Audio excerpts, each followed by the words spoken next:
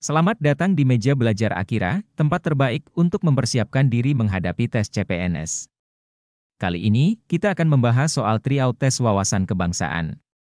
Video ini dirancang khusus untuk membantu kamu membiasakan diri dengan pola soal dan suasana tes yang sebenarnya. Tanpa musik, kita akan fokus sepenuhnya pada soal-soal dan pembahasannya. Pastikan kamu simak baik-baik penjelasan setiap jawaban, agar kamu bisa lebih memahami konsep dan logika di baliknya. Yuk, langsung kita mulai.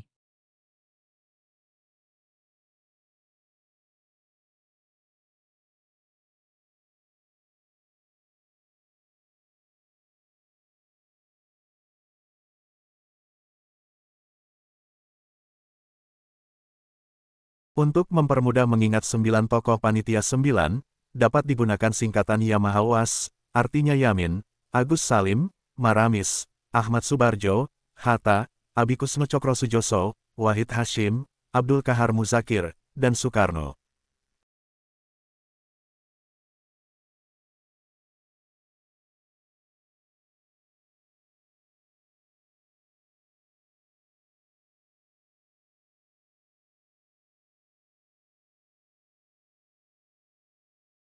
Tanggal 6 Agustus AS menjatuhkan bom atom uranium jenis bedil, Little Boy, di Hiroshima.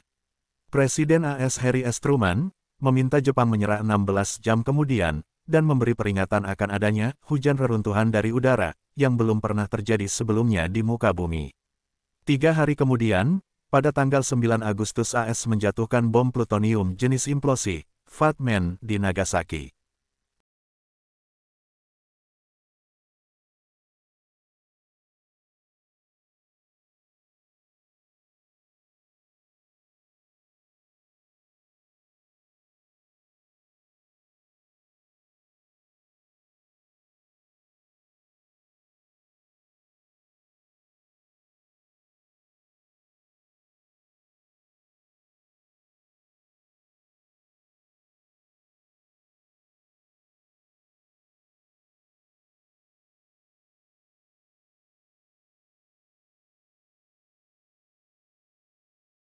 Negara Kesatuan merupakan sistem penjelmaan kedaulatan negara, atas seluruh rakyat, dan wilayahnya yang diatur, dan diurus langsung oleh pemerintah pusat.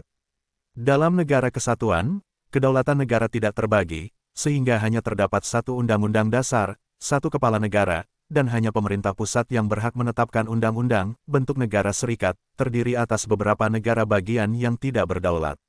Dalam negara serikat, terdapat pembagian, yaitu, setiap tindakan keluar, dan soal mencetak uang, dilakukan oleh pemerintah pusat. Sedangkan, setiap tindakan ke dalam, soal-soal kesehatan dan kebudayaan, menjadi hak dan wewenang pemerintah negara bagian.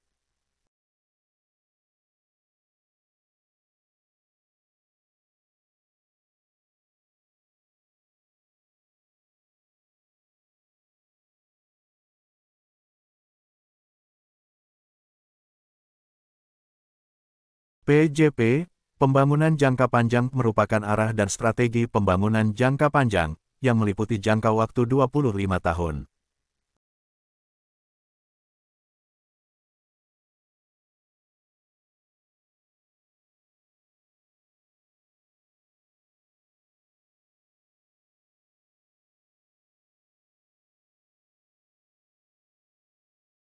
Tugas utama Daendels adalah mempertahankan Jawa agar tidak dikuasai Inggris, serta memperkuat pertahanan dan juga memperbaiki administrasi pemerintahan, juga kehidupan sosial ekonomi di Nusantara, khususnya di Tanah Jawa.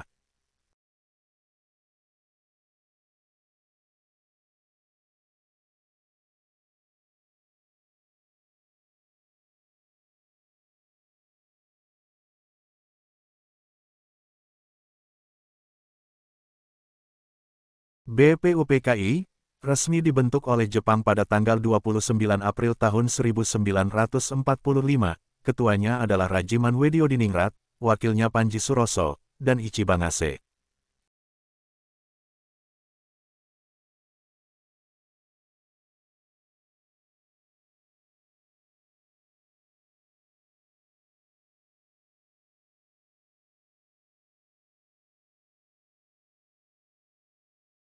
Pasal 36, bahasa negara ialah bahasa Indonesia, Pasal 37, tentang perubahan Undang-Undang Dasar, aturan peralihan Pasal 2, semua lembaga negara yang masih tetap berfungsi, sepanjang untuk melaksanakan ketentuan Undang-Undang Dasar, dan belum diadakan yang baru menurut Undang-Undang Dasar ini. Aturan tambahan Pasal I, Majelis Permusyawaratan Rakyat, ditugasi untuk melakukan peninjauan, terhadap materi, dan status hukum ketetapan Majelis Permusyawaratan Rakyat sementara, dan ketetapan Majelis Permusyawaratan Rakyat, untuk diambil putusan pada sidang Majelis Permusyawaratan Rakyat tahun 2003.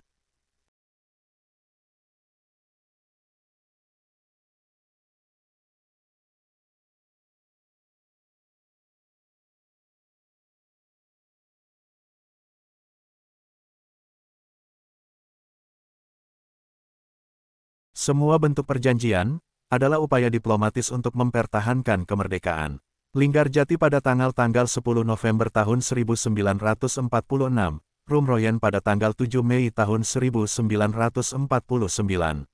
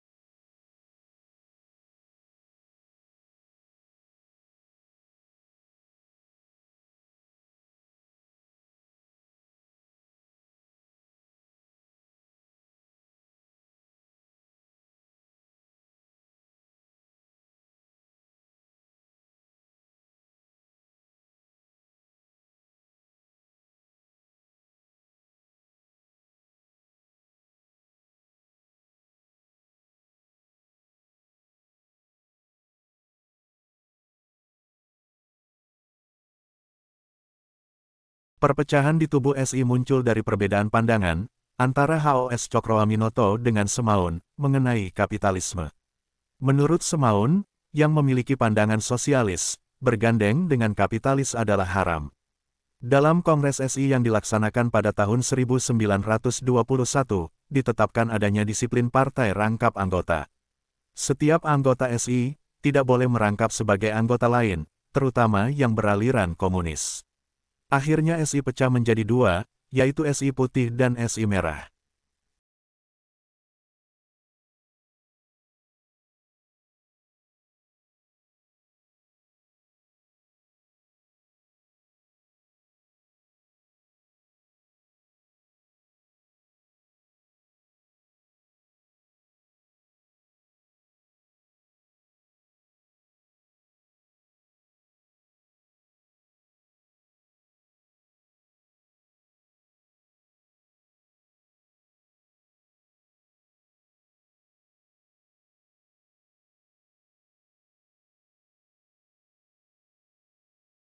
Dahulu, menjadi pasukan khusus Belanda, dan menjadi pengajar di sekolah terjun payung tentara Belanda di Jayapura.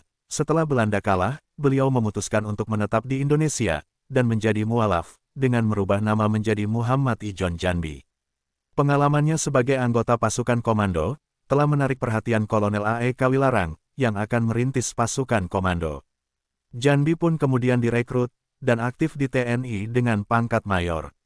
Pasukan istimewa ini dibentuk pada tanggal 16 April tahun 1952, dan Janbi menjadi komandannya.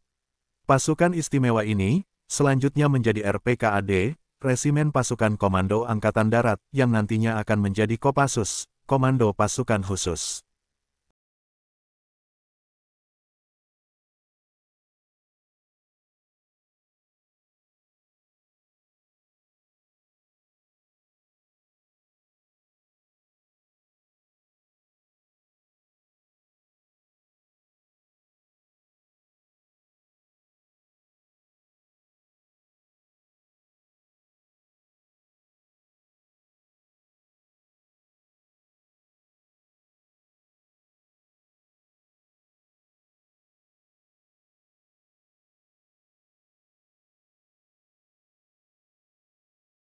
Mengenai hak menguji, dalam prakteknya dikenal dua macam hak menguji, Tutsingsrecht, yaitu 1. Hak menguji formal, Formelle Tutsingsrecht. 2. Hak menguji material, Materielle Tutsingsrecht. Hak menguji formal adalah wewenang untuk menilai sesuatu produk legislatif, seperti undang-undang, misalnya, terjelma melalui cara-cara, sebagaimana telah ditentukan, atau diatur dalam peraturan perundang-undangan yang berlaku, ataukah tidak. Pengujian formal biasanya terkait dengan soal-soal prosedural dan berkenaan dengan legalitas kompetensi institusi yang membuatnya. Hak menguji material adalah suatu wewenang untuk menyelidiki dan menilai isi, apakah suatu peraturan perundang-undangan sesuai atau bertentangan dengan peraturan yang lebih tinggi tingkatannya, serta apakah suatu kekuasaan tertentu berhak mengeluarkan suatu peraturan tertentu. Pengujian material berkaitan dengan kemungkinan pertentangan isi muatan suatu peraturan dengan peraturan lain yang lebih tinggi, ataupun menyangkut kekhususan-kekhususan yang dimiliki suatu peraturan dibandingkan dengan norma-norma yang berlaku umum.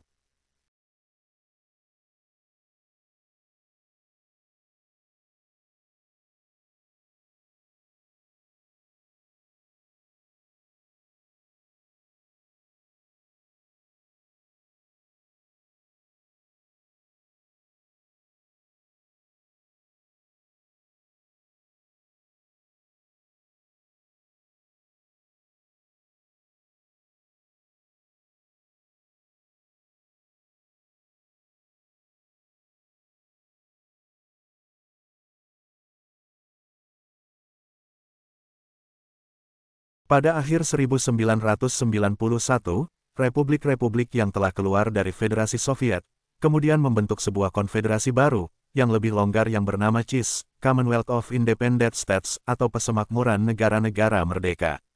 Berdirinya CIS, menandai akhir dari Uni Soviet, yang juga berarti, akhir dari era komunis yang telah menghegemoni dunia lebih dari 70 tahun.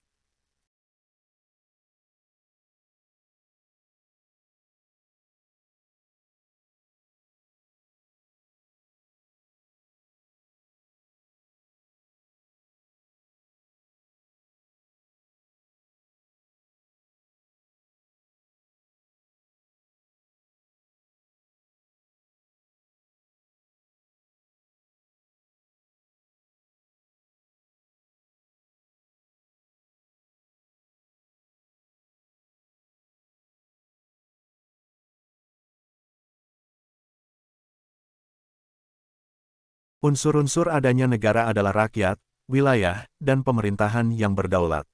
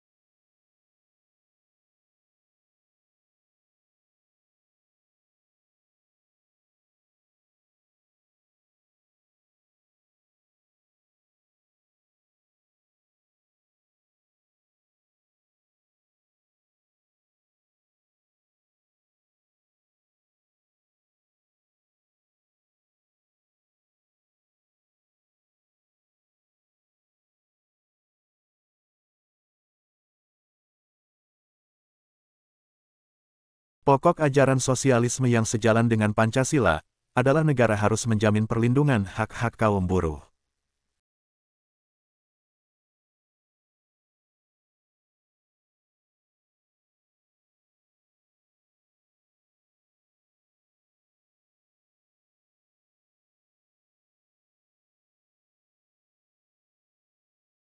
Van den Bosch adalah Gubernur Jenderal Hindia Belanda penggagas tanam paksa.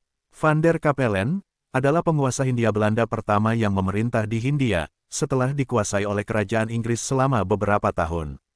Daendels adalah yang memerintahkan pembangunan jalan tersebut.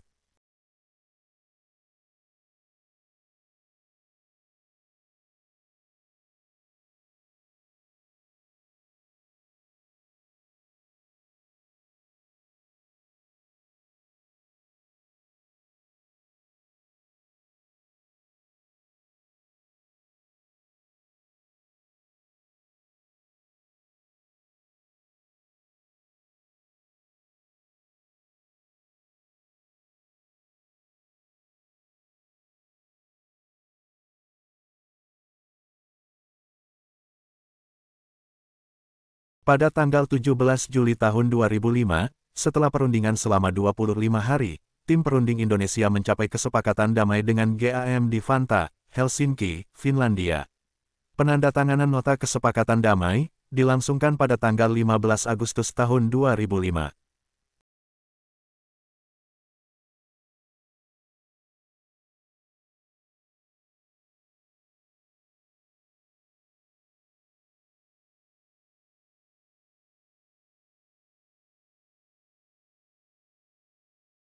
Penggolongan hukum berdasarkan waktu yang diatur terbagi tiga. 1. Ius Constitutum. 2. Ius Constituendum. 3. Hukum antar waktu. Hukum yang berlaku saat ini, atau disebut juga hukum positif disebut garis bawah, Ius Constitutum, garis bawah.